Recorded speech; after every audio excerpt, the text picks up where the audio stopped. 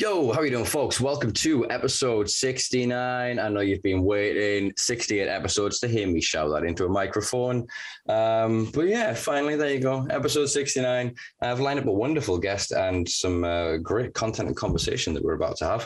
But I just wanted to give you a little bit of sidebar and spiel. You may see my eyes twitching because I have a little note and piece of paper up in here. I just want to tell you about the origins of the words, or the idea of 69, I guess. Also known as the Congress of a Crow in the Kama Sutra, was actually sort of first referenced in the French Revolution in the 1790s by a French writer, French writer by the name of Theron de Maucourt. That sounded quite French. There you go. When he spoke of the act as a 69. 69. There you go. That's perfect. All right. I can hear my girlfriend applauding somewhere because she took GCSE French and apparently killed it. So I'm proud of myself for that one. Proud of myself, and I guess the guest agrees. Just jump straight over onto segue with a bio, because this is going to be a hell of a conversation. There's going to be a lot of sex, probably a lot of expletives, and probably best to keep the children out of the room for this one. So YouTube, please don't kick me off. I will click the box at the bottom when we're uploading. So tonight's guest is a veteran community organizer, the founding director of Reshape International HIV Partnership, that supports, builds, and implements visionary advances towards sexual health, mental health, and social well-being.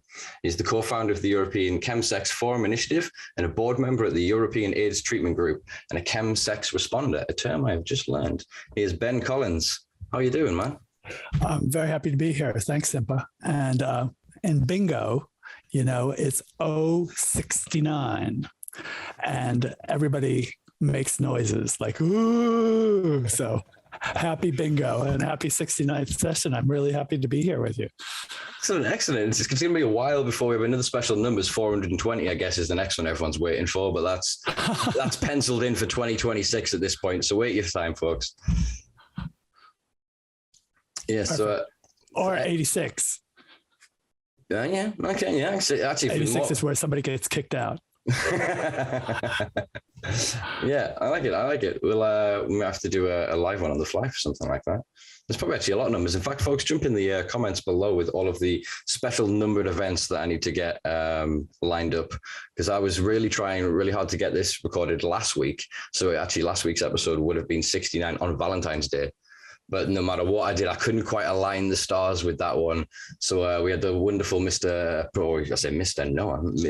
him, Professor Mike Barnes joined us for a good old chat about prescription cannabis. So that was quite fun. So yeah, I suppose without further ado, we will jump into this episode.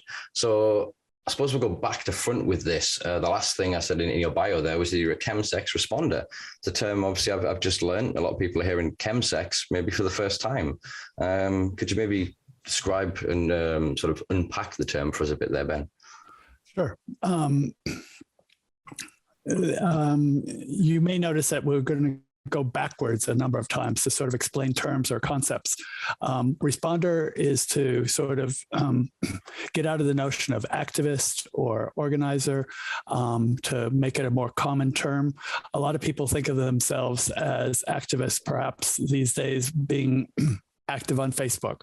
A Chem Sex Responder does something to help out people who are doing chemsex and they have need. So it's a focus on response.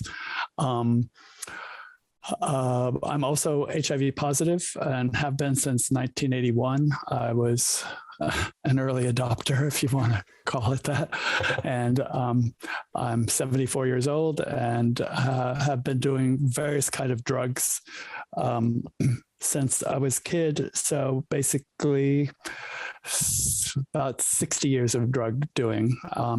At this point, I'm clean and sober, but I'm not saying that in terms of judgmental terms, although they're completely judgmental words. I understand that. And, but I certainly have been up and down on all of this stuff. Should I keep going? Yeah, please do. Yeah. We'll go back again a little bit. Chemsex needs to be understood in the terms of sexualized drug use. Sexualized drug use has been going on forever. People like to get high and have sex. That's as long as the grape's been around.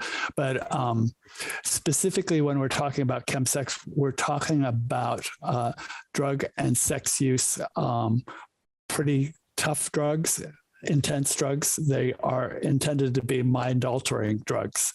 And in the context of a gay hookup culture, and it's important to understand that terminology, is one that accepts and encourages casual sexual encounters, including one-night stands and other related activity, without necessarily including emotional bonding or long-term commitment.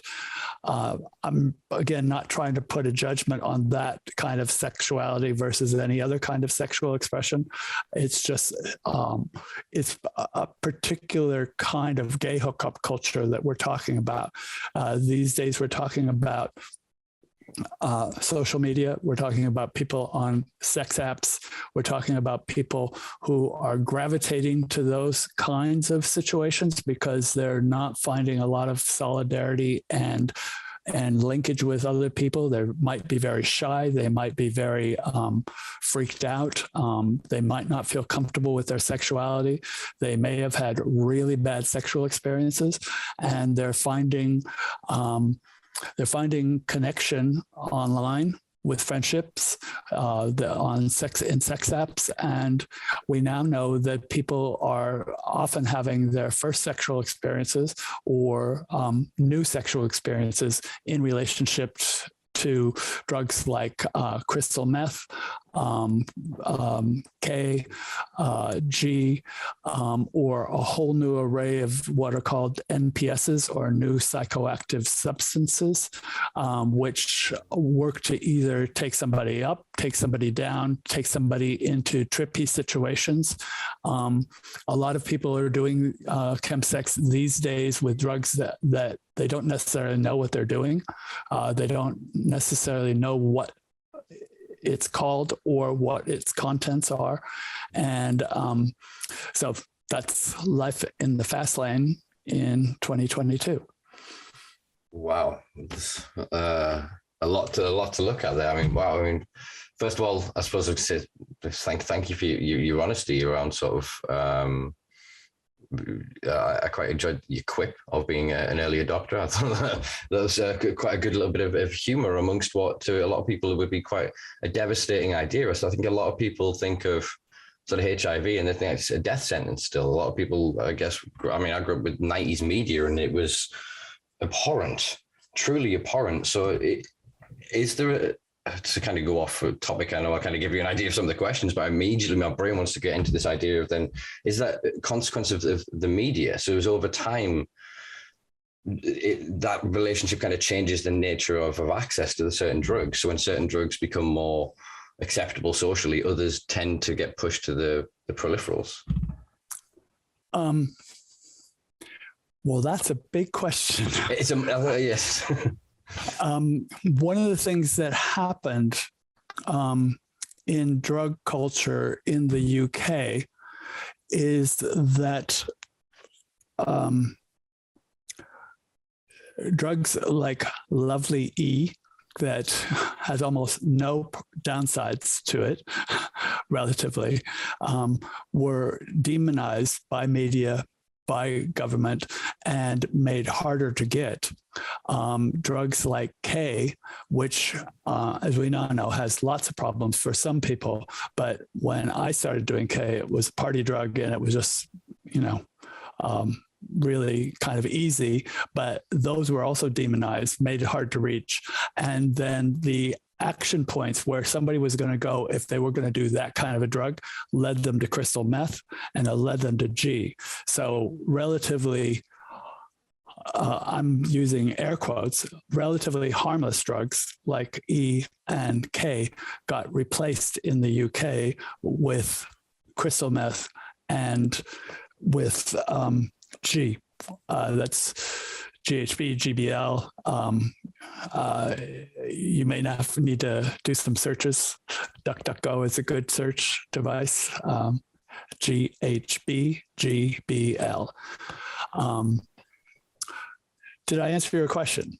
I think you did, yeah, exactly. It's something I think we discussed with, was it Matt Southwell? I think we had on. Yep. I'm trying to think. I don't want to mix up the conversation I had with him or with Danny Ahmed. And basically, he told us about sort of the reaction of the UK sort of government, the drug, the sort of drug department, as it were, and the general media towards what was happening. It seemed to be a backlash that was kind of pushed by the alcohol industry, because they were seeing a loss of a movement. Chemsex then obviously doesn't include alcohol. So is there a separation in gay hookup culture between sort of hooking up and alcohol being involved, or other drugs, or is there polydrug use between them? Well, again, a good question. One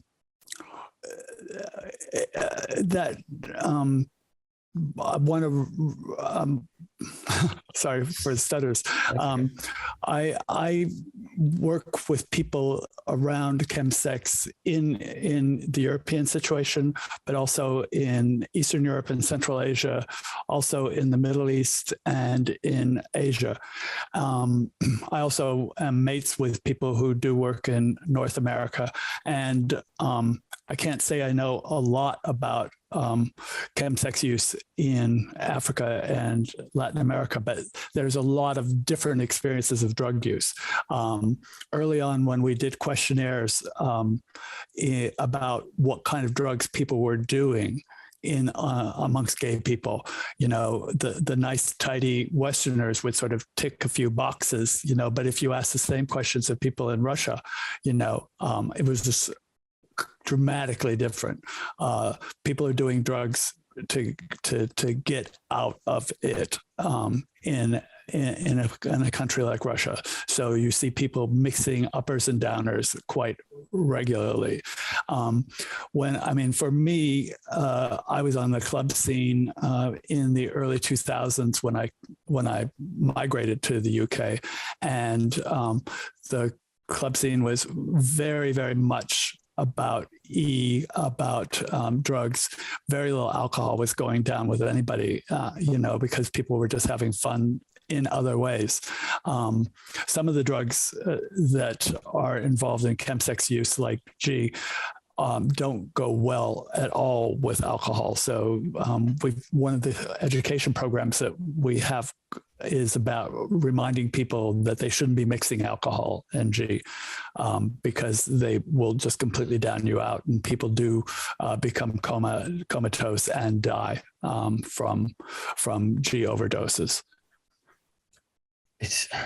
It's interesting, and again, thinking of the media perception of this sort of, whenever you see the average person that is then, I'm going to say sort of heteronormative, I'm assuming, is not then going to have sort of thought of or come across GHB as a drug, other than in the media's perception and their analysis of it as a date rape drug.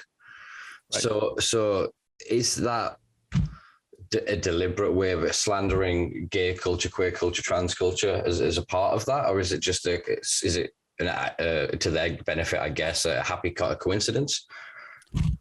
I'm not one who usually tries to overstate the government's intent around stigmatizing gay people. I don't think most governments, I think it's more generalized. They just don't like things that are appealing to others. They aren't comfortable around that stuff. Part of being a government is you're maintaining order. I think it's, I think that there were a lot of realities to focus on G as a date rape drug. It was definitely a way that women were and are being targeted by guys. I don't know if you've seen the fantastic This May Destroy You, beautiful series on television, which is specifically around a whole woman's reaction to her date rape. It's a beautiful film, a beautiful series. So I'm not saying that was inspired by any kind of homophobia. It's a problematic drug, and there are things like public health that I think deserve to be considered. A drug that's in liquid form, that's sold in a way that people don't necessarily know what the intensity of it is, a drug that's clear, looks like water, and that people literally do mix up the bottle of G and the bottle that they think is water, and people can get comatose and die. So I don't think it came from totally wicked homophobia, but the result is that there's an othering process that goes on. And you and I talked earlier before we started taping. I think that chemsex is definitely a 21st century scene experience. People are encountering, I believe, an incredible amount of social loneliness that comes with this stage of capitalism, or what it's like in the West or what it's like in Asia. There's a lot of ways that people are checking out or wanting to check out. And chemsex is just one silo in one culture. You see that kind of alienation happening across the way, or it's complete flip side of people really being magnetized towards this kind of drug. When I was talking in Kyrgyzstan, a place that they didn't have a lot of chemsex, they were hearing about it from Kyrgyz Republic trans people who were doing sex work in Moscow and in St. Petersburg. That's how they were hearing about it. And when I described it to him, one of the guys who was very savvy, gentleman in his 40s, was going, "Oh my God, this is going to be so popular here." He said, everybody's into K-pop in Kyrgyzstan. People are looking to be international. And, it's just extremely, K-pop is completely mad all over the world. And that's pop music from Korea for people who don't know it. But it's a badge, it's a badge. It's a brand. A lot of people are doing kind of drug experimentation. Fuck, I did, Can we swear, by the way? Oh, fuck yeah. Yeah. I'm certainly not pointing any fingers. I was just dying to get out of my family and start doing drugs when I was a kid.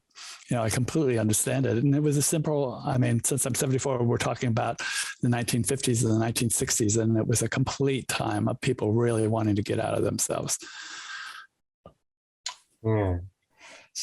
It's interesting. So if you're seeing chemsex then as more of a 21st, or intensifies as a 21st century phenomenon, with then the interconnectivity of the internet, and with sort of what is, I would suggest, maybe somewhat of a co-opted kind of movement of an LGBTQ plus sort of, the conversation is being had more, equality laws are being put into place. And so as there is this growing acceptance, how is that affecting chemsex? Is it increasing it, or is it reducing it as a responder sort of overview?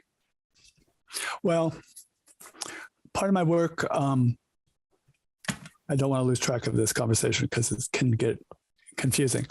Part of my work is sitting and talking with people and exchanging information back and forth. And there's a German psychiatrist that I worked with who's a Chem Sex Responder in Germany, if we use those terms, who also happened to be directly involved with drug services in the UK when they actually made those transitions.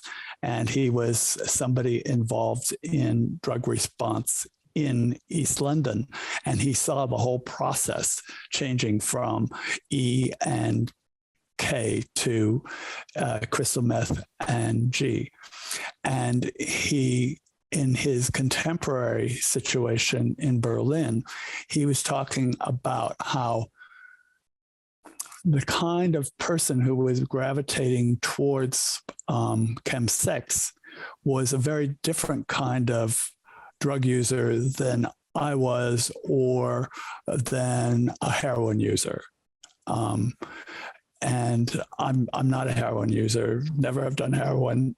I was much more into uppers and that kind of stuff. And he recounted a situation where he would ask people, how come you do these drugs? And the population he was describing were young people, most of them having gone to college, most of them being open with their parents about being gay. They were young boys who were coming to the big city to succeed and finding situations perhaps harder to connect or easier to connect, but they found themselves in situations where they were doing drugs and also being accepted. One person, for example, said, well, the picture I use on sex apps is me, but I've put on a few kilos. And I'm embarrassed about that. And people who are doing chems don't care about those extra kilos. They're not going to say, it's just a lot easier to fuck in those situations. So here you have people who are quite innocently gravitating to a situation where they're wanting to be accepted. They want to have fun. They want to be expressing themselves. And there's lots of good logical reasons for that. I don't want to pretend that anything about this is all bad, but they're putting themselves in some very precarious situations for very simple things. From my point of view, as somebody who went through the whole experience of coming out and learning how to be openly gay and negotiating around sex, the idea that you would be going to all these processes because of a few kilos is like a strange idea, but it makes perfect sense from a young kid's point of view right now. It's a very visual culture, we know, and there's actually a lot of interesting research on what's now called intra-community minority stress. A guy named John Pachankis, Pachankis, has done a lot of research about dynamics. He's at Yale. You can Google him. He's done a lot of research about the experience of racism, sexism, classism, and just general othering in the gay community. So this whole idea that gay is good and a lot of people gravitating towards the community, they often find themselves being judged in exactly the same ways they are in the general community. And that leads to alienation, or it leads to people being drawn towards people. And people start out looking for good times and end up, in situations where, how did I get here? Yeah. I'm sorry, it's a long answer. No, it's a really good answer, though. It is a really good answer.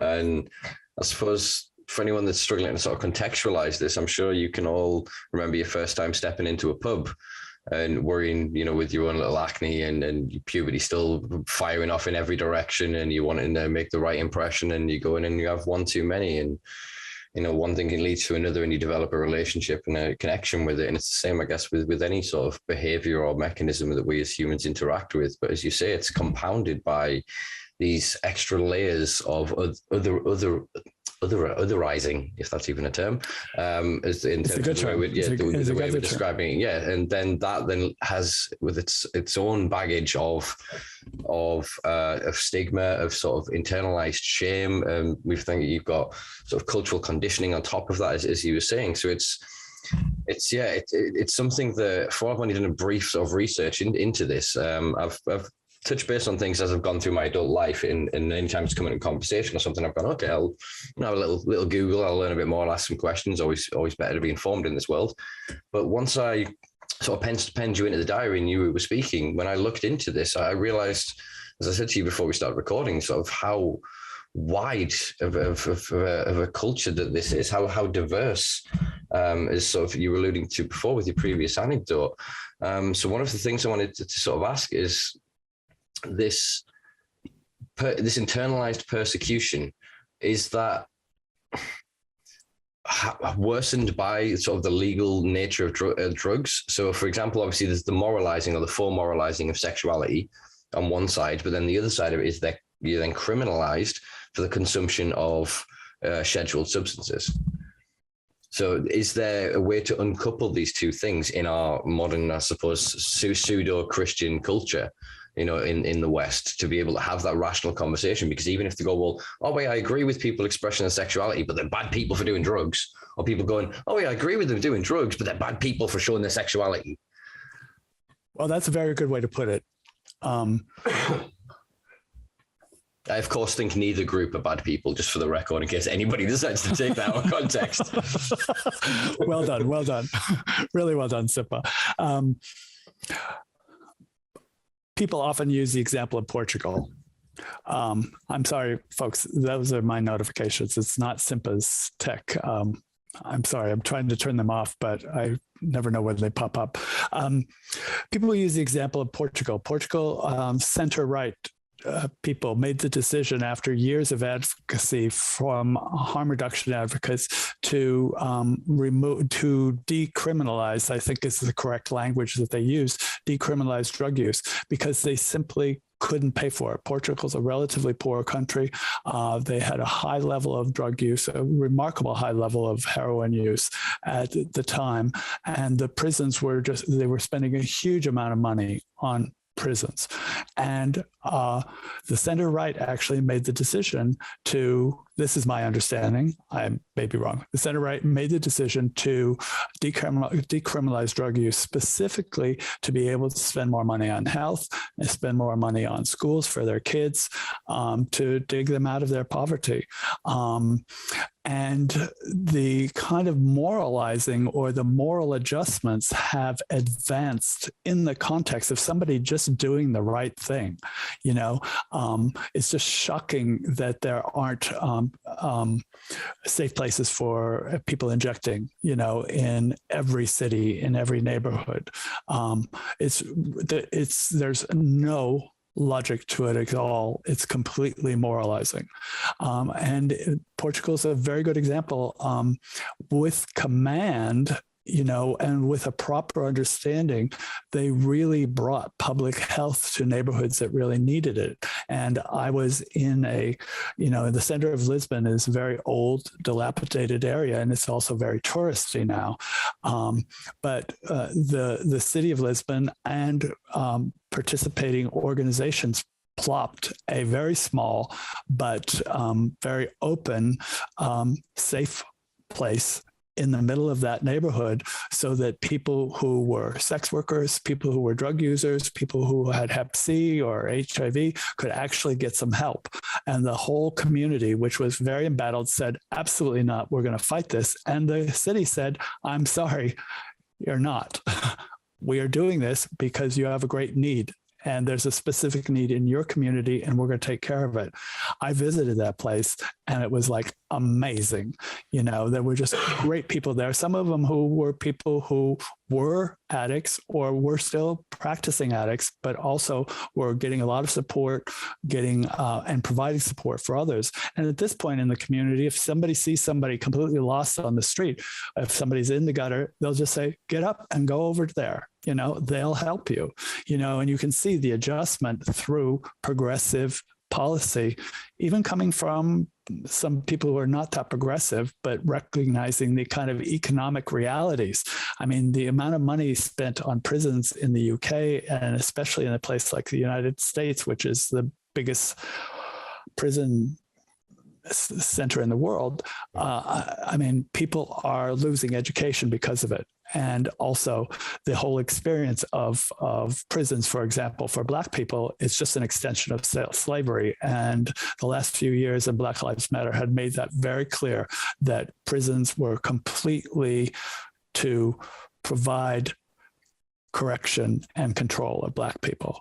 And every other population just falls in line after that. People are correct in talking about racial and sexual capitalism. that kind of othering makes a lot of sense when you're recognizing what it does to wages, what it does to providing and choosing not to give services to some people and giving a lot to other people. Just a pawn in their game, as Bob Dylan said. Yeah, indeed. I mean, yeah, really valid points on the, I suppose, what I can't remember who coined the term, the prison industrial complex. But we're seeing this creation, or that I believe that I am seeing. I can only speak to my opinion. I can't tell others what they're seeing. The creation of this pharmaceutical industrial complex. I've obviously been kind of in my own way fighting this war against certain entities trying to medicinalize drug consumption, but then pathologize anything that doesn't fit into their model. So I was then again drawn to the idea of, there's now ketamine clinics in the UK. So for example, you through Awaken Life Sciences, I believe is the organization. Do correct me if I'm wrong, folks, in the comments below. But you can spend, I think it's about $6,000 a treatment, and you can have ketamine infusions with a trained therapist, and they guide you through a medically induced, I suppose that's not their terminology, but a medically induced K-hole. Yet on the other side of it, then somebody that's then raided or found an illegal party that then happens to be in possession of this, that is in no more in possession of it than to help facilitate their socialization and maybe further their sexual promiscuity, but in no other way should be treated any different. Do you know what I mean? They're seeking some form of benefit from it, yet one is going to be painted as criminal use and sort of, I don't know what's the word, deviant, whereas on the other side it's this medical necessity, it's this marvel. And then if you look at it, the lines that are drawn are very gentrified, very whitewashed. It's again, it feels to me an extension of this full moralizing around sexual identity, around anything that is not heteronormative, monogamous based nuclear family. Anything that falls outside of that is otherized to the point of this kind of shouldn't be. So then it feels like almost because they don't like it not fitting into that model, they then go, well, what do they do? Oh, they do drugs. Well, the drugs are bad. All right, if we deal with the war on drugs, it feels like they're going to go, well, what do they do? They're like houseplants. Well, houseplants are bad. Well, what are they like? They're like this. Oh, we'll ban that next. We'll ban that next. It's, do you know what I mean? It feels very much like it's not about the drugs. It feels more that it's in effect, we're almost offending the establishment of going, well, no. We've built this system. This is what you do. You find somebody, you get married, you stay with them for 40, 50 years, whether you like it or not. You get a mortgage for 25 years, you've got the same job and make this millionaire a billionaire. You raise kids that are then indoctrinated into the paradigm we create. We go to schools that you pay for, that we then decide what they learn. They come home and tell you you're an idiot because you're outdated and a dinosaur.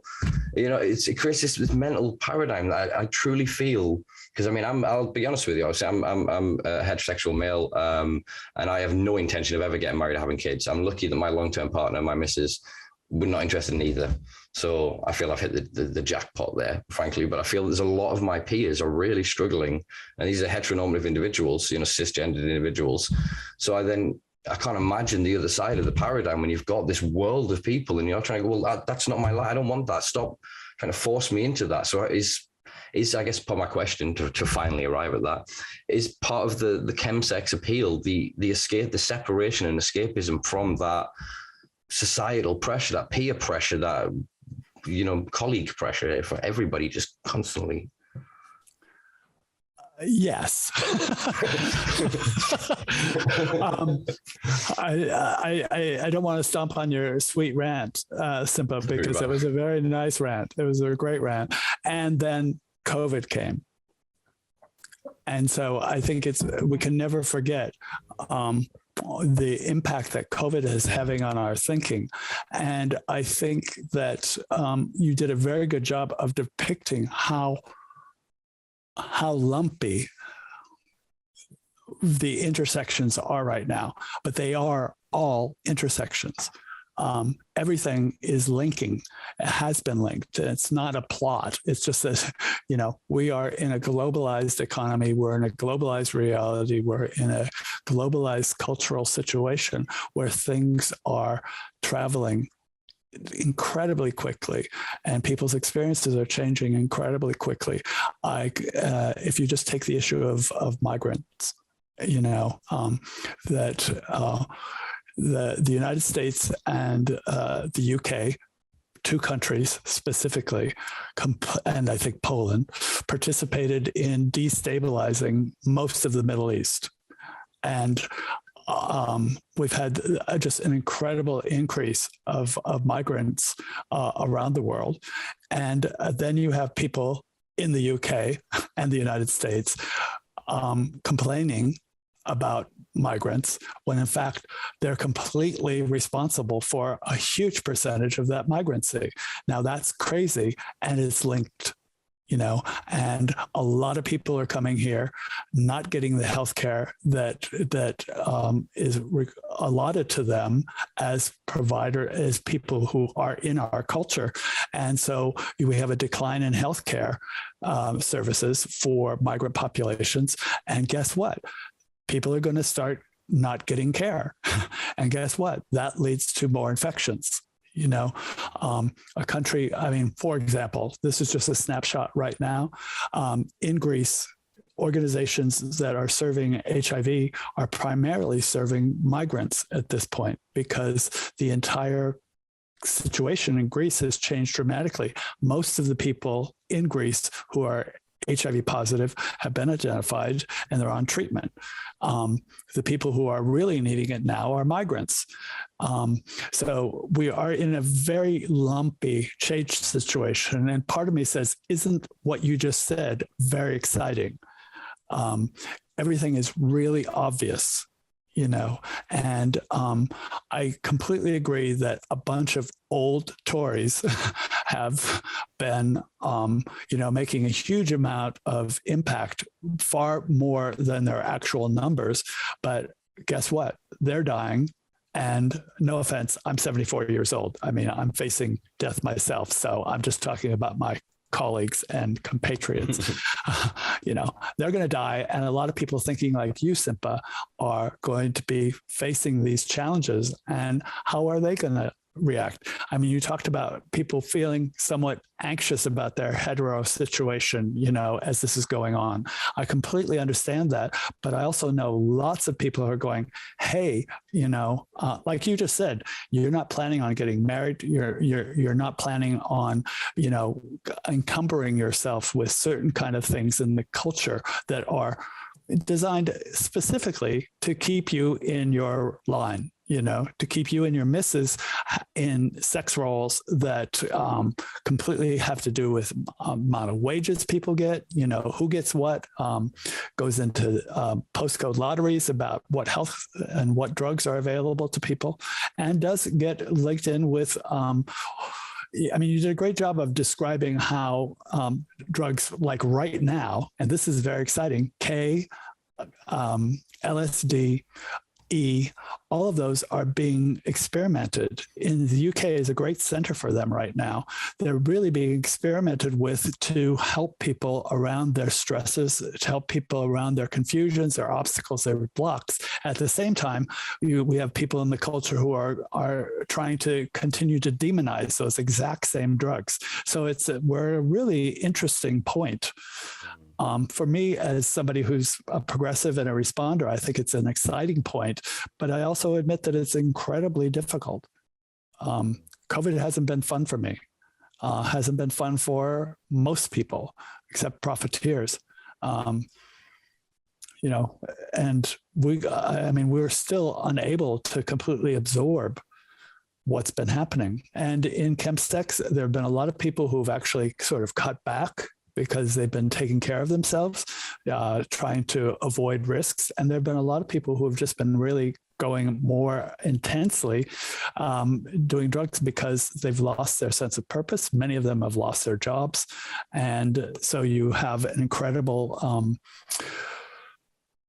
shifts in people's attitudes and their own kind of understanding of themselves and their meaning for themselves. And so there's a lot of tensions right now. Sorry, that was an obvious end to my own little rant, which wasn't as sweet as yours. I nevertheless enjoyed it. I thought it was brilliant.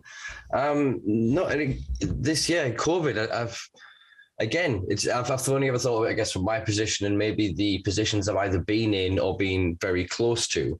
So I don't doubt that. Obviously, I've been friends with people that have had different sexual identities and gender identities than I have, but they've never necessarily been open with me. I know that even in the community I operate within the cannabis space, for all they're quite liberal with their cannabis legalization and wanting an XYZ, still in some corners can be quite bigoted and I suppose often through ignorance or cultural conditioning or just intergenerational trauma. Do you know what I mean? They absorb, say, I don't know, their own dad's sexual proclivities that then gets, as you see with this kind of weaponization, you see often in the media, of then a very homophobic man that then turns out to have sort of homosexual tendencies. Do you know what I mean? But then the child that is born from that situation grows up believing that gay is the worst thing in the world. Do you know what I mean? I used to have a co-host doing this, my co-host Maka, a guy who grew up in Ireland and then has lived in Liverpool, and we talked about the culture that we grew up in. And I mean, he only had maybe 5 and a bit years on me, but growing up in at school, gay was the bad word. That you know what I mean? It was, you could say whatever, but if somebody called you gay, you had to fight them. You had to do something about it. Do you know what I mean? And then the way that I feel that's moved into the culture of then, even though my peers of that age that have then grown up into this reality of going, it's okay to identify however you wish, and you can now, choose pronouns, you can really explore yourself in certain realms, but there's still obviously the underlying prejudice and stigma there. But then juxtaposed with that kind of internalized idea that what they're doing is wrong. The same, I imagine, is true of people that come from religious households that then obviously typically the majority of the main ones have a philosophy of hatred towards anything that isn't, again, designed as heteronormative for reproduction and continuation. Yes. And I'm also going to play devil's advocate. I'm a generation where we really trained ourselves to come out, and we really armored ourselves. All of San Francisco's community, we all carried whistles at a certain time to fight back against those guys, guys that were, really seeking us out, and we all carried whistles so that if somebody heard a whistle, you ran towards the whistle, and people fought back. There were riots, but we really trained ourselves, and because we needed to. Is that training going on today? Thatcher's won. And as a northerner, I hate to admit it, but yeah, in a lot of ways, yeah. Yeah, and I think a lot of people haven't grasped what that win looks like. I'm not naming any names, but the other day, I was at one of my first dinner parties, and it was with some other gay men who I think are a lot smarter than me, and they started talking about the left and right. And I said, "Who's the left?" And they looked at me, and I said, "There's no left." And I said, "Who's left?" And they said, AOC.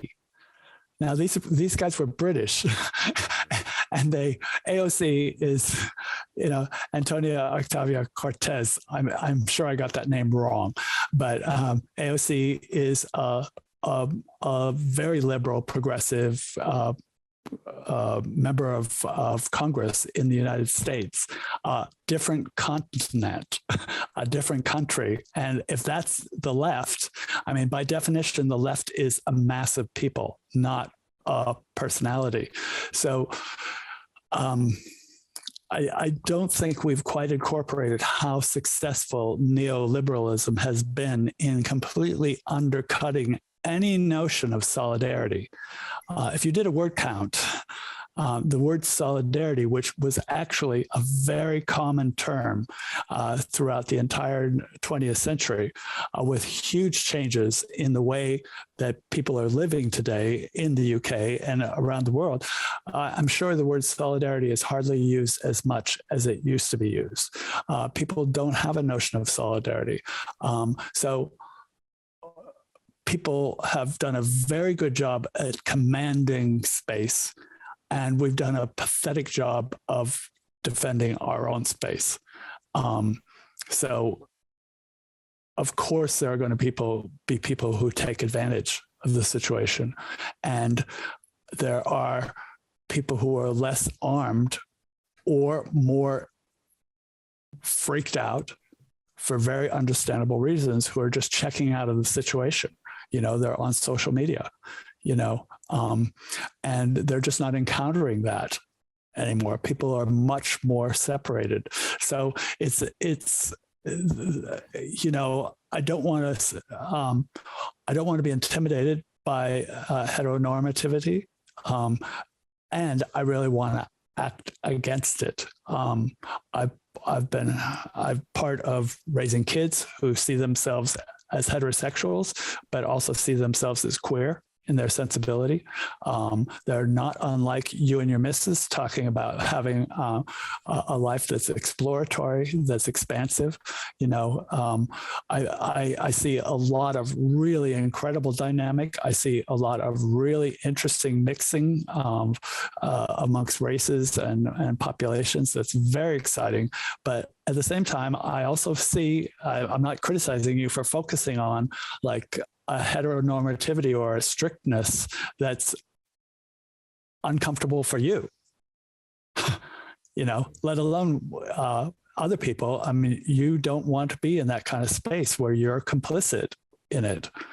And that's, for me, very exciting. Yeah, maybe bro, dude.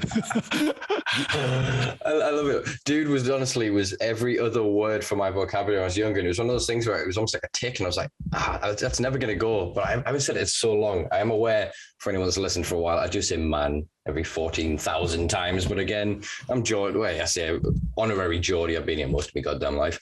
But yeah, I think that's a wonderful thing, is we're moved from a point of allyship that's beyond just a base act or token of solidarity. I'll fly a flag, I'll do whatever, into a point of, a lot of people I know, for better or worse, I guess, they don't see difference to a lot of ways, and obviously there's some privilege in that, which obviously needs addressing, but they are also do it with a conscious awareness, in that then if anything comes that would then bring them an awareness of them, that something from cultural conditioning, or one of the 90s cartoons that we all watched that had some really dodgy messaging when you go back and watch them as an adult, and the effects that those have kind of had. Or I still find myself, I try to think of myself as a learned man. I'm trying to, be well-read. I'm trying to always inform myself across a spectrum of diverse news and opinions to arrive at best sort of consensus knowledge.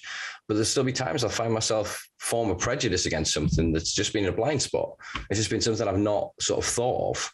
And so I really hope in a lot of ways that this conversation really helps some people become aware of their blind spots, because it's at first intimidating, but I also find it invigorating to then kind of go, oh, this, I didn't know there was this bit or this bit or this bit. And as you say, to step outside of the bounds of, crap, I'm 16, I've got to pick my GCSEs and it's me for life. Crap, I'm 21, I've got to get the job I'm going to get for life.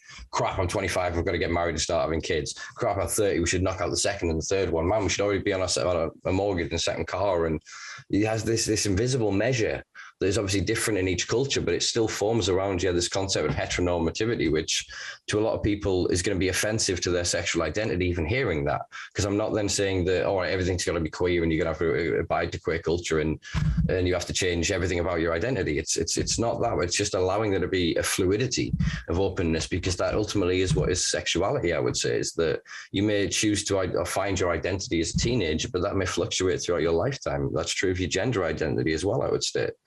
And it's well, I think you hit on a very important point all the way through, but at the very end in particular, that people really aren't straight or gay 100%. I mean, it's just much more fluid. And I think clearly that a lot of people are incredibly impatient these days with nuance, which means things that are not black and white, but are varied and subtle.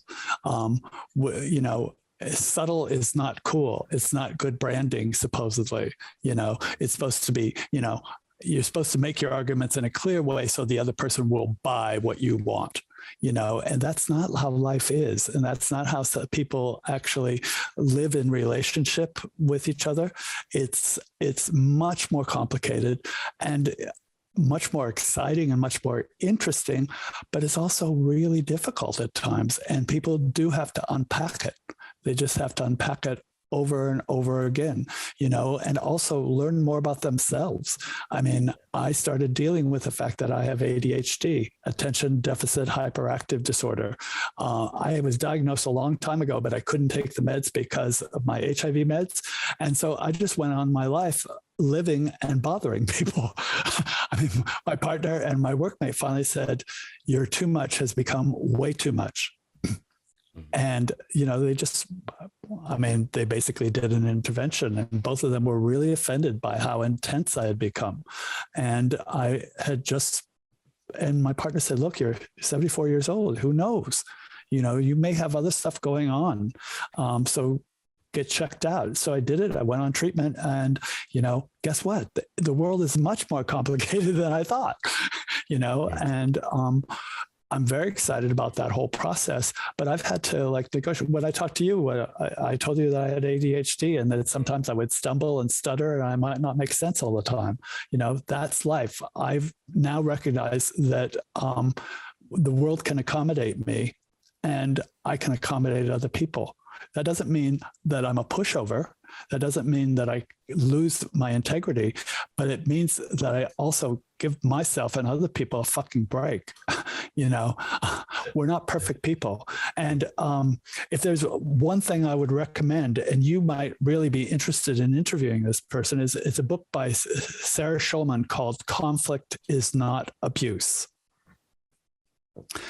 And she wrote it before the Me Too generation. She's a profound American activist who has been involved in many different movements. She was very central in ACT UP in the response to HIV, but she's also a lesbian activist. She's a Jewish woman who's in support of the Palestinian cause and also in the integrity of Jews and learning how to deal with Israel. But the conflict is not abuse is basically, she identified way before Me Too that there will be a tendency in our brittleness to actually identify somebody who doesn't necessarily agree with us 100% as a problem. So what you have is people who are othered in some situation, othering other people. And what the book is saying massively is, chill. Let's really see what's going on. I mean, I think Me Too is going to be studied for the Me Too movement, to be clear, that was responding to sexist attacks and sexist behavior by other people, is going to be studied for years and years. And us understanding this process right now that in some ways has come to cancel culture, and it's really going to need to be unpicked. Somebody being told, somebody claiming that somebody else has done X that's what it is. Somebody saying that somebody has done X. Rather than canceling that person, it's our duty to repair, to actually investigate the situation. And that's the subtitle for Sarah's book, is Our Duty to Repair. And I think that's an incredible responsibility for us all to repair these kind of difficult situations. And Sarah's not an anti-feminist at all. She's a feminist, a very strong feminist, but she's also recognizing that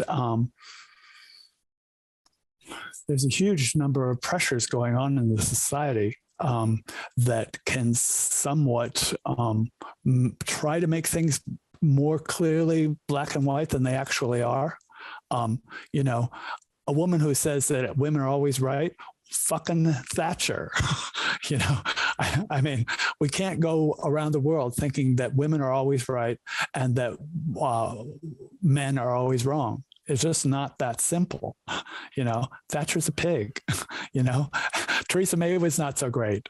You know, this country especially has not had the Queen's not too bad, but, you know, there are a lot of bad women politicians these days, and taking a very simplistic line that women are better than men or anything just doesn't hold up to any kind of logic thought, you know. And I say that as a feminist. I say that as somebody who strongly believes in the need for women to have agency and to be able to be active in their lives and decision makers, and also to be helpful in the raising another generation with their various partners, you know, however we work that out together.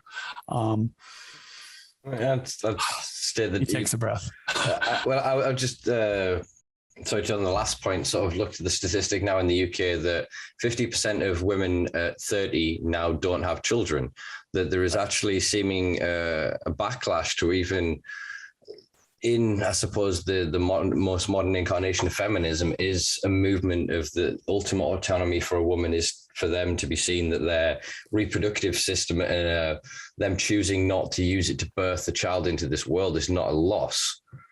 Do you know what I mean? In the same way that there is an argument that was made in a lot of ways and still is with I can't think what that stupid thing they say about Adam and Eve. Is it Adam and Eve, not Adam and Steve? Adam and Eve, not Adam and Steve sort of mentality. Right. I can't even think of the insult. Like, even if I wanted to insult you, I bloody couldn't.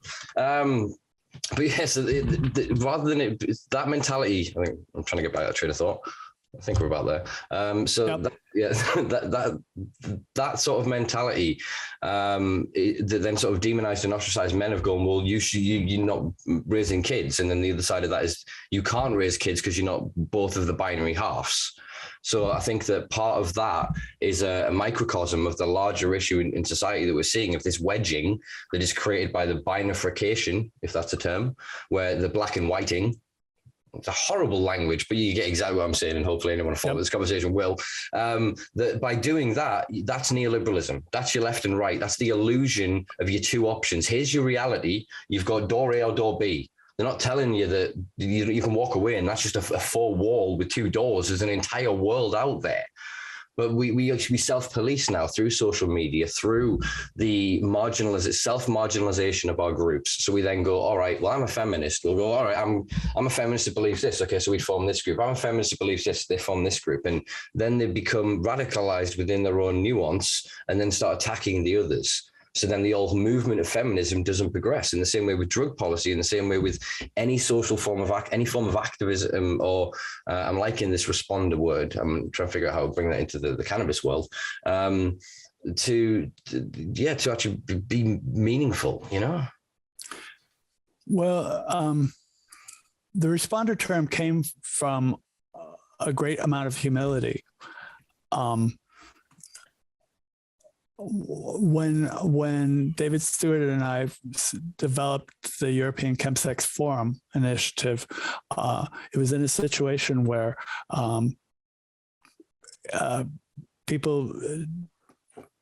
some people doing chemsex were having a very difficult time. People were dying in London. It was looking like a mini HIV plague. That's comments from people who had experienced both the pandemic of HIV and the rise of chemsex here in the UK. And nobody was really supporting them. And there were people who were claiming to support them. There were people who were claiming to believe in good sexual health, but it wasn't coming through to those people. And David Stewart actually played a very important role in that.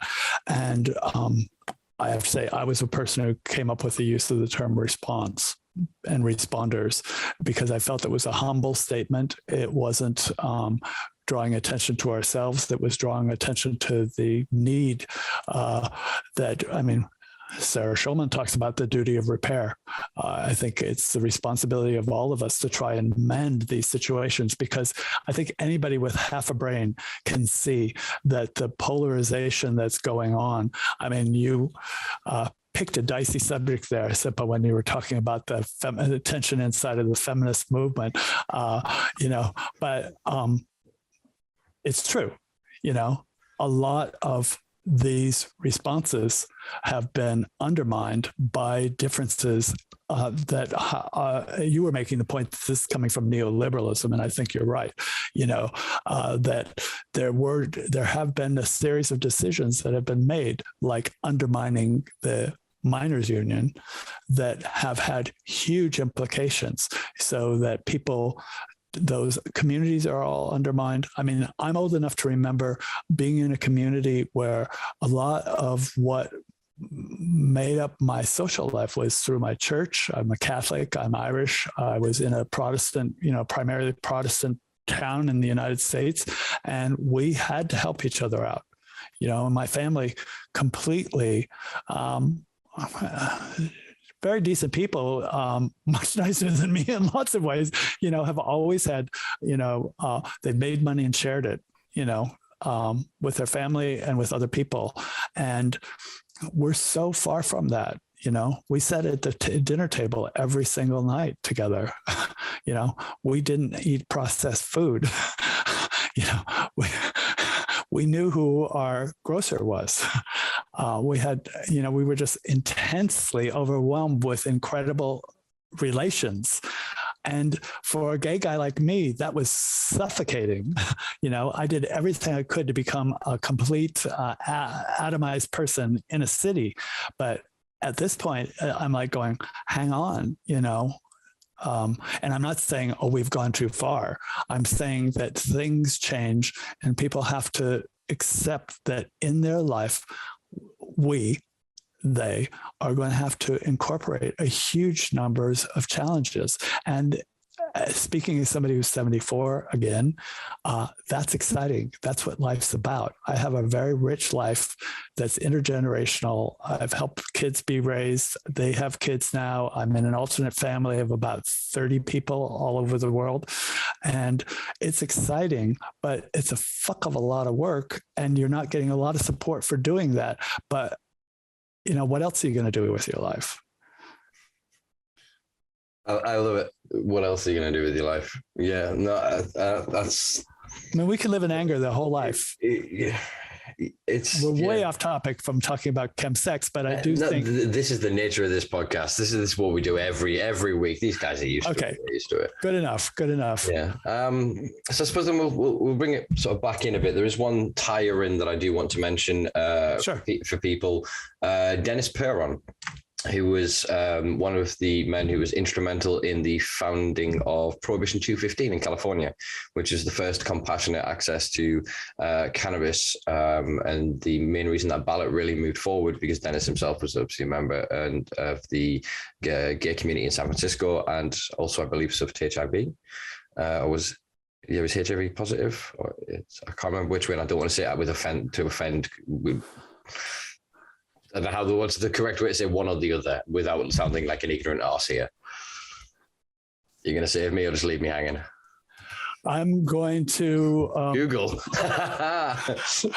Yeah, oh, gotta look. I should say a lot of people I know have died. Most of my friends have died. And I actually did sort of intersect the same space with Dennis. We called him Dennis Perron, by the way, in the United States. But that's probably that's my British accent being terrible there and not hearing it from anybody's lips. No offense at all. He's a few years older than me.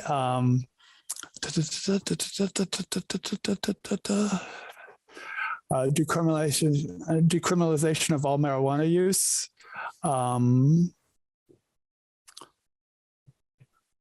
Died in 2018. Yeah, I remember reading recent. I see no mention of late in life owned and operated a 20-acre cannabis farm near Clear Lake in California. Suffered with lung cancer. He died of lung cancer at the VA Health Center in San Francisco in 2018. Okay, it must have whether been, he was HIV positive or not doesn't really matter. He was it doesn't. It was just to correct my own anecdote there in my head, because I was kind of putting it together. I think it was maybe then a friend of his that was sort of motivated, seeing so many friends die. That just shows there's more reading I need to do as always. But yeah, thank you for correcting me and looking that up, Ben. I appreciate that. No worries. He was a good guy. Yeah, I'm trying to learn more of the history. So I recently had on Sandra Castaneda-Lepp, who was OG Eddie Lepp's widow.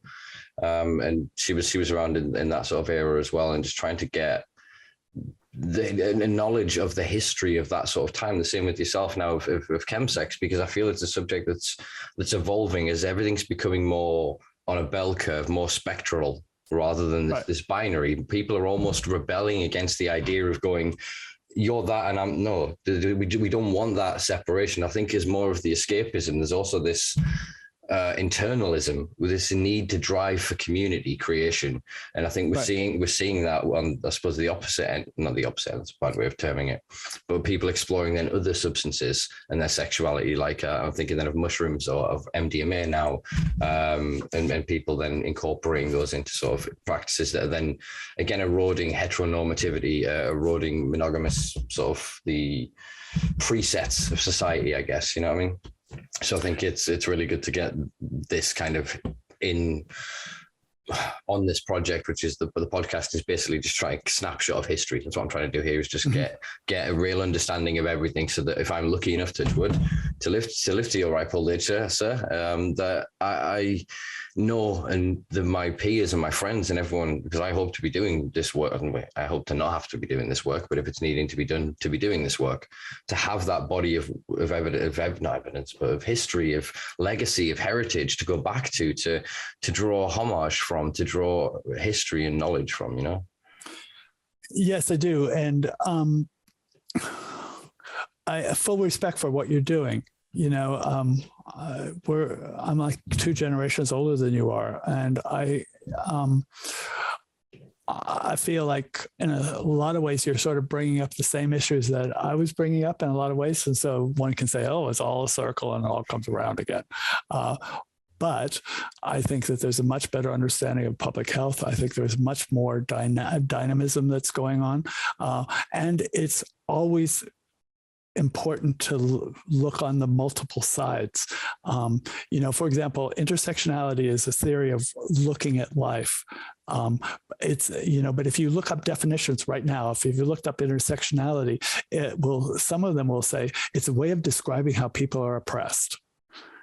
You know, that is one way of describing and understanding oppression, but it's also another way of describing creativity, of people expressing themselves in newer ways, or of theoreticians just affecting reality. You know, Karl Marx didn't talk about intersectionality, but the people who talked about intersectionality paid attention to Karl Marx. They paid attention specifically to the struggles of Black people and other quote, quote, minorities to actually understand. And I don't know if people pay much attention to Angela Davis on your call, but Google her. I mean, Angela Davis is somebody who actually I saw here in London talking about her life as an activist. Angela was a theoretician. She was educated by brilliant Europeans at UCSD, UC San Diego. She was a member of the Communist Party for far too long, but she was also a Black feminist, and is now to this day a very progressive organizer. And I'm almost losing it, but I'm going to get back to it. She was talking about how the interviewer assigned to her this understanding of intersectionality. And she said, wait. I didn't understand intersectionality. Intersectionality got understood by people far beyond me. She was at the point where, and this is her reality, that people, and I remember this, people asked her if she was Black or if she was a woman when she was on trial for collaborating in the murder of a police officer. And that is how people thought in the 60s. Are you Black or are you a woman? And she said, I'm a revolutionary Black woman. Okay.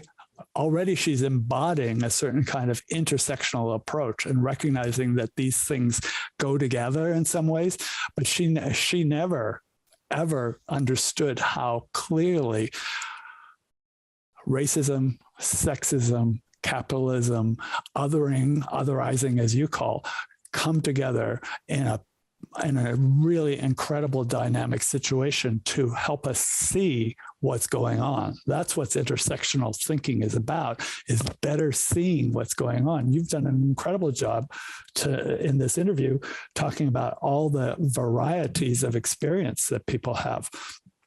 And that's what we're with right now. We're being barraged or we're being massaged by all these different things happening at the same time. And it's really difficult and it's really exciting. And those both things can happen and do happen all the time simultaneously amongst groups of people. Wow. Yeah. No, well,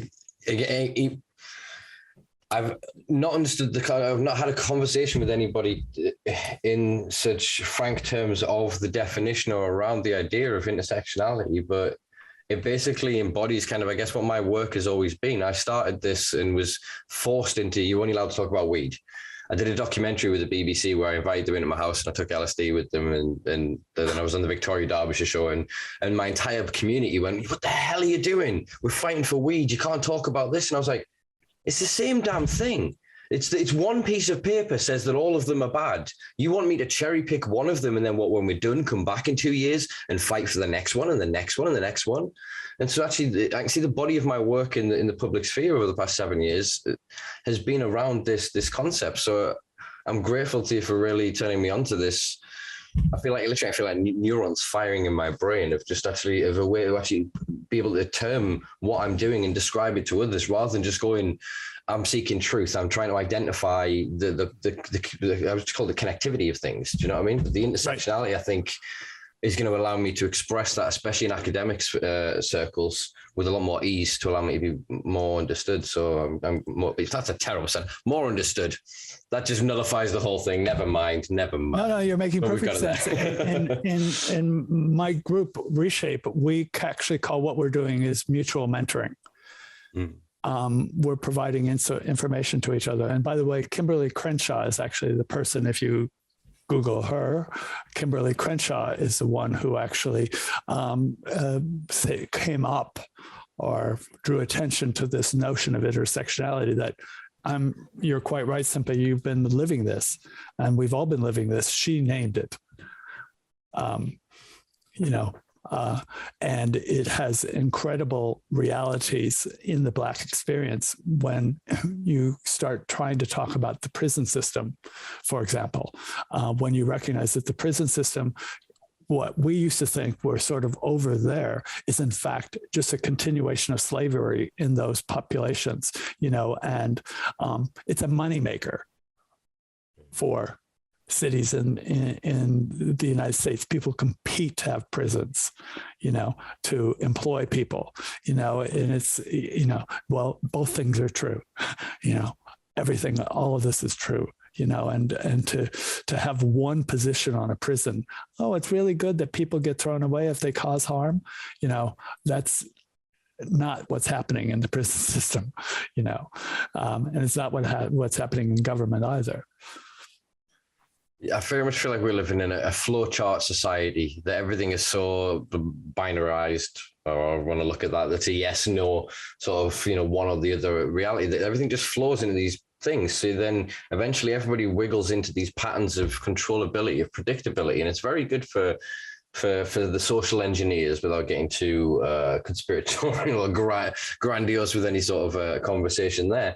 But I think that what I'm trying to do with this work, and what I think I see a lot of my peers and my generation doing, is trying to look outside of their lane, tear off the blinkers, really.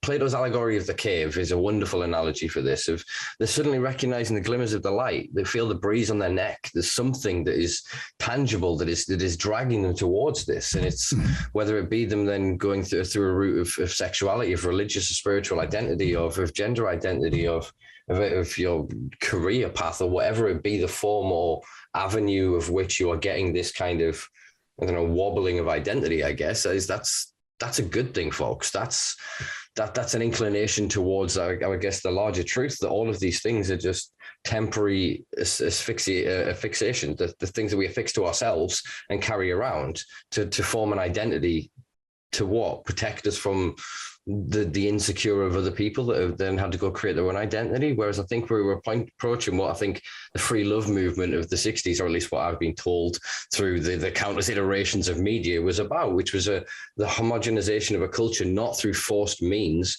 but through the acceptance that we frankly are that fucking culture. As soon as you tear down the walls, we're already there. Just once you modify the language, you modify the structure of the matrix in which we operate, then what's left is humanity. It is that identity. And then COVID.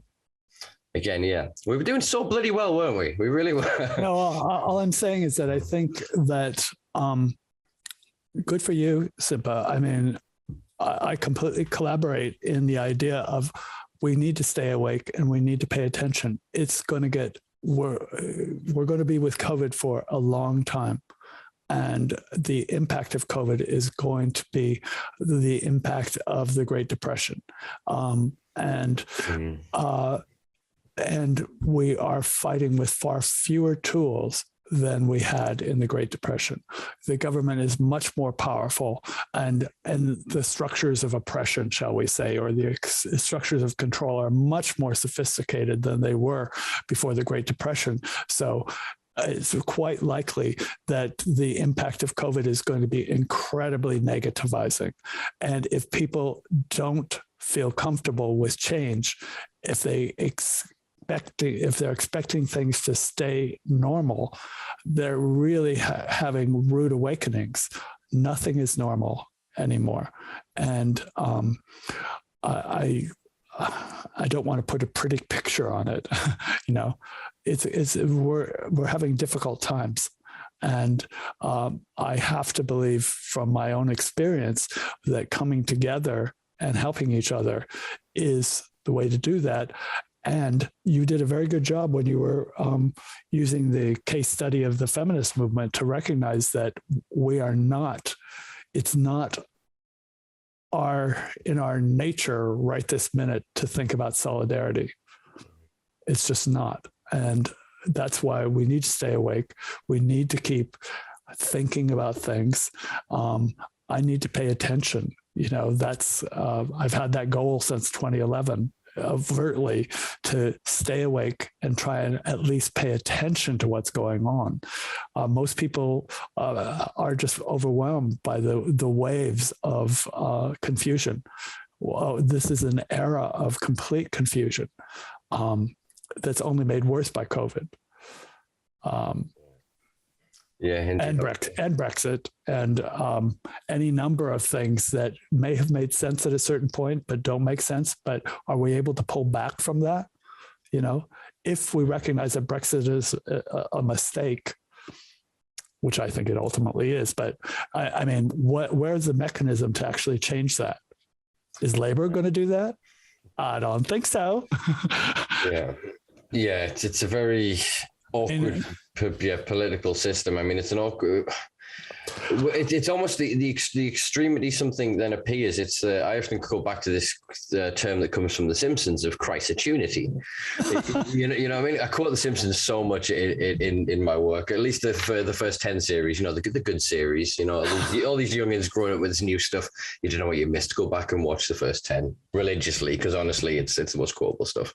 But yeah, we're seeing this so it's almost perceptual. So then the same events are occurring. There is one base, I guess, version of the physical, the forms of physics and nature form playing out in one time. Then there's nearly 8 billion mindsets taking in that information, running it through their trauma, their experience, their own biases, their own epigenetics, their own everything else. And then we're all suddenly trying to use this ever-growing, more complex language to convey to each other and just point at a thing and say, is that a thing? Is that a thing? And before it was easy because you had one word for it. It was like, yeah, it's a banana. And then all of a sudden now it's almost with the language has become more descriptive, become more nuanced. I mean, I'm quite articulate and I really paint with words when I speak, whereas my missus is potentially undiagnosed ADHD, and she's very literal with things. So she hears the word and the first definition she has, so she can't then often adjust the way that sounds. So then I'll go, oh, what do you mean? And I'm like, oh, wait, and go sort of back to it. But then you can see that then how as language gets more complex, we can't point to the simple things. So I'm thinking that we almost need more then of this, which collapses. I think you're right. We kind of can't go back through a lot of things. We almost need everything to grind to a halt. And we had a brief realization of this. There was a week, at least in the UK, where everyone reported this. Oh, this might be the best thing that ever happened during the first lockdown. And they were talking about like dolphins in Venice. They were talking about like the lack of smog and stuff in China. They were saying about temperature drops. They just listed off hundreds of reasons we should not go back to living the way we were. And then went, oh, the economy though. Oh, you know, and you can see where there is that. And again, that's even binary, isn't it? Because it's not. It doesn't need to be you're allowed one unit of power, and here's your socially acknowledged to one meal a day, and you're allowed here's your square footage of land, or they're all terrible units of measurement, but you get the idea. That's one side, and then the other is then this excess system of endless greed and quarterly profits. But the reality is most people want to live in the goddamn middle. They can be, if you educate them and make informed decisions, whether it be about their sexuality, their drug choices, their living arrangements, their tax situations, their businesses, their food choices, whatever, that if you give them informed information, they can make an informed decision. There was also some beautiful stuff. Thank you for those comments, by the way. There was some beautiful stuff written by feminists around what response looks like. And, you know, you had this incredible restructuring of women's lives with their children in COVID. And some of the early writings in COVID were women saying, stop, take a breath, you know, don't react, consider. Mm-hmm. And the whole process of what's going to get us out of this is going to take an incredible amount of cooperation, an incredible amount of chilling. You know, that's where Sarah's book is so important, as Conflict is Not Abuse. It's like not every situation is as ugly as some of us are perceiving it right now. We need to step back a bit. We need to keep stepping back a bit and honoring other people. I was 74 and was instructed to shelter. I spent almost all of COVID with my partner. And people were, you know, like a lot of us, we were ordering and having stuff delivered. 2 doors down is the pharmacist who their experience was completely being at the beck and call of everybody, all COVID. And, you know, we now talk about this back and forth, you know, and they've had a completely different experience than I have. You know, they've been working out in the public in danger of being infected every single day for the last 2 years. I've been sheltered, you know. We have to have some decent respect for each other's experiences. I also worked my tail off all over. I increased activity online. You know, yeah. We're doing work in Asia. We're doing work in Eastern Europe. It's been an incredibly dynamic period, but it hasn't been easy for any of us. And I'm sure people have those stories that people at home, I'm sure, are thinking, yeah, I fucking worked my tail off riding a bicycle delivering. You know, that's a qualitative different experience than mine. And I have to respect that, you know, that somebody's going to come out of this more impacted in different ways.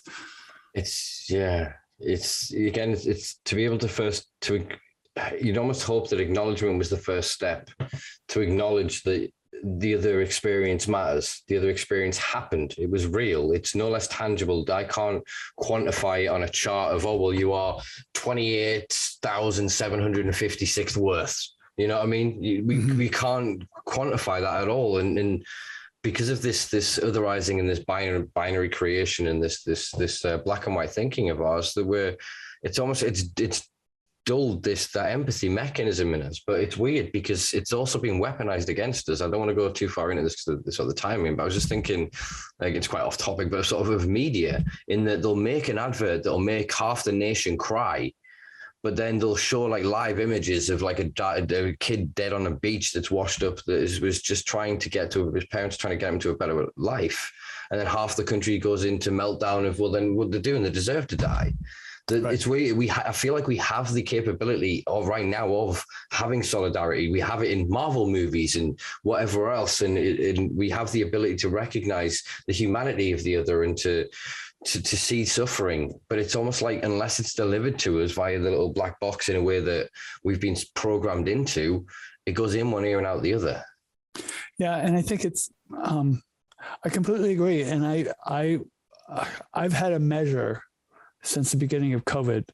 I knew that we would be adjusting and internalizing the experience of COVID when we started having some slang and some ability to joke.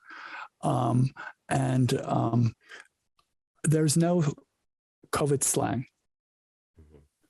I mean, the United States and the UK are phenomenal. English is a very slangy language. We know how to do this, but do we have a common term for somebody who spent their entire life, the last 2 years, working like a dog? Is there any kind of common term for that? I can't think of any slang, and I've been trying to pay attention to that because I think it gives us some sense. So we're still really early on in understanding what COVID is. Have we seen any plays or films that have incorporated the COVID experience? Yes. They've been made. New product has been made, but do we see pictures of people, everybody masked in new place? We don't. It's because it's still really raw. So anybody who's wanting this to be done and dusted, it's not going to be, it's going to be a long process. We're still really early on. Have we even started planning for the next epidemic? Yeah. It's the same. It's finding it's the parlay of if all sides, even if you want to hate the term of sides, in all of these debates or these discussions, coming together and recognizing that actually the fortification of binary positions negates the vast majority of the population in the bell curve. Whether it be around the procedural responses to something like Corona or any other sort of viral global pandemic, or it be something around HIV, for example, when that first sort of, I was going to say exploded onto the scene, but that's a terrible way of visualizing it. But in terms of its destruction, I suppose it could actually be termed to the people who suffered through it and lived through it, an act of war, I guess, and I don't mean that in the sense of enemies. I mean in terms of the experience. Then we arrive at a point now in culture that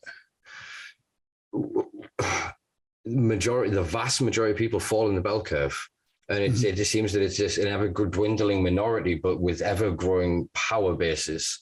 And this forces that binary decision of them going, oh, we can't exist in the bell curve because that's no man's land.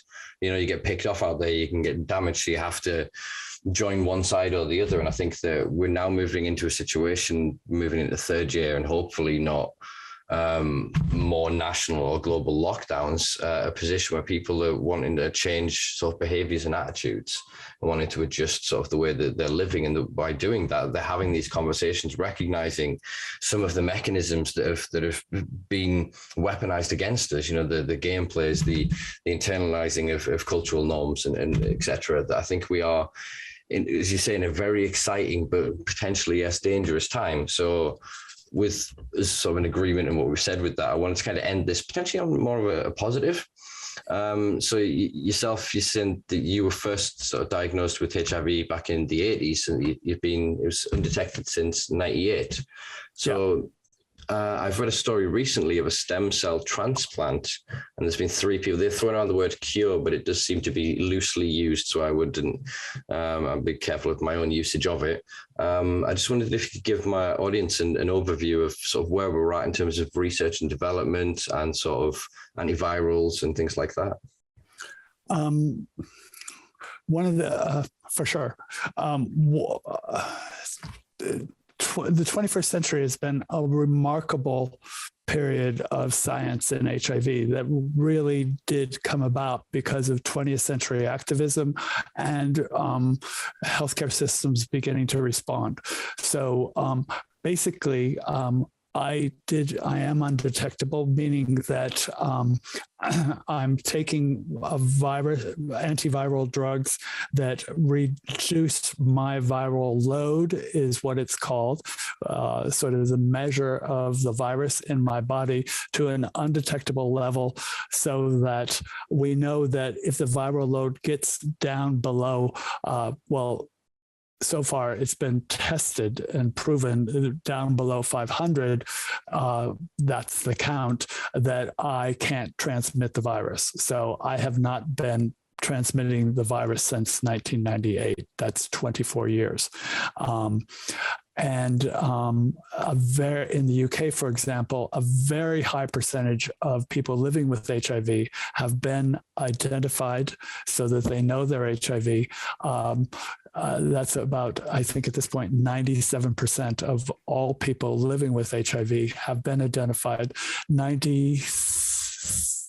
Kill me, I don't have this exactly right. Around 97% of those people are in care, and around 98% of those people who are in care, so it's a smaller percentage of the total, are undetectable. So what that means is that they're not infecting other people. And so the total level of community virus in the UK is extremely low. There are very, very good treatments for people, but people also get older and it gets harder to take. So it's not a perfect cure or anything like that. But the treatments that are available, and there is healthcare for everyone in the UK, including migrants, for HIV care. There is a relatively small fee, but a hugely stigmatizing process that's going on for those migrants who are feeling like they don't understand this situation well. But the UK is actually one of the best places in the world right now around this. So there's not a cure per se that's a workable cure. You're correct that they're considering that there may be another cure, and this is not the first time, but these are under hugely harsh situations that aren't acceptable. That the woman basically had her entire immune system wiped out, and then there were stem cells that were provided that she now has the benefit of not being infectious anymore, but she's gone through hell in her experience. And this has been true of most cure situations. So we're not there yet, but I think it's really important for people to understand in their day-to-day experience that somebody who kisses them never could, and certainly won't now, be infecting them, that people have been misled by a lot of media to think that HIV is incredibly infectious in real life, whereas it's not at this point, especially now because so many of us are undetectable. And this came from an incredible process of collaboration, an incredible process of figuring it out. So we now know that there are reducing numbers of new infections happening in the UK because of a whole combination of what's called combination prevention, so that you get everybody who's infectious to be undetectable. You test people quite regularly, especially those key populations who are most susceptible because of their practices, to be tested regular. And if they do come out with being HIV positive, they get linked to care and to treatment incredibly rapidly. And those are all things that have been evidence-based and studied through, especially through the 21st century. And all of that leads to far less expenditures in the healthcare system for this. So it's there's a remarkably number of good things that have been coming. It's not a cure though. So all the more reason for people, if they think that there's any reason why they think that they might be infected or having experienced STIs, sexually transmitted infections, to get it checked, and to there are resources for people that are abundantly accessible. If people are feeling that they have problems with Chem Sex, which is also connected and associated with HIV infection, because a lot of people doing Chem Sex got infected through that process. And there are incredible resources, especially in London, for people to address their Chem Sex. 56 Dean Street is one of many places. There are many sexual health clinics for people to explore. I could go on, but you've got Google. Yeah. Wait, Google. I'll make sure.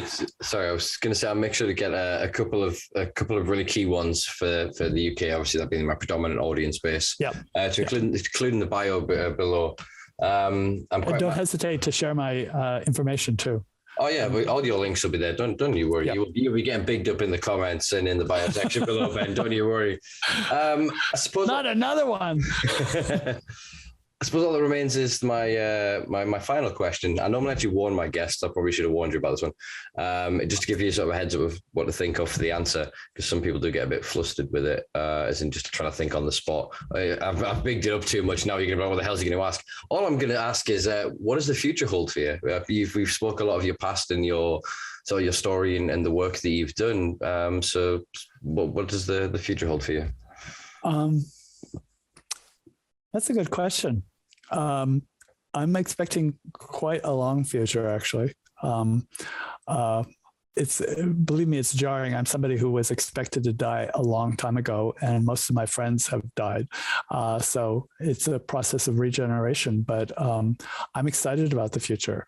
Also, the mutual mentoring that I do, I'm part of a network all over the world. I'm going next week to Jordan to meet with people there, because I'm working with a woman who's from Iran. She's a scientist based in the United States, and we're going to be doing work in the Middle East. We're going to be doing chemsex training in Eastern Europe and Central Asia.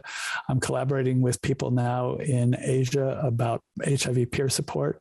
We're really looking at the question of sort of beginning to look at HIV differently as part of sexual health and mental health and social well-being, and measuring, starting to pay attention to how kids come into the world, the kind of stressors that make people like me more available for infection. I was an addict and neurodiverse long before I became HIV infected. And it's much more important for me now to look at those experiences and to validate that process and to recognize what leads to good health and what leads to poor health outcome. And those are really, there's more research happening there that I'm really excited about, because we know that it's social determinants of health combined with neurological issues, combined with stigma and racism and sexism and class that really contribute to a lot of ill health, and that people can build resilience and become stronger, I think, by having earlier diagnoses and doing it in ways that are supportive rather than stigmatizing. So I'm very excited, because this stuff is putting it all together is part of something that's been happening in my 70s, and to be able to start talking about that in a much more common sense way and talking to people about their own lives. COVID has really changed me in terms of, the people I'm talking to in pharmaceutical companies, they're all humans. They're all people. And, so I often turn it right back on them, and saying, what are you going to do for your future care? Let's stop focusing on HIV. Let's start focusing on HIV in the context of sexual health and mental health. And how's your life going? Yeah. Yeah, man. So I'm looking forward to meeting you and your missus, actually. I've really enjoyed this. I would really like to hang out at some point. And we talked about a bunch of stuff in your past and my past, that we're brothers of sorts. So I'm quite looking forward to hanging out.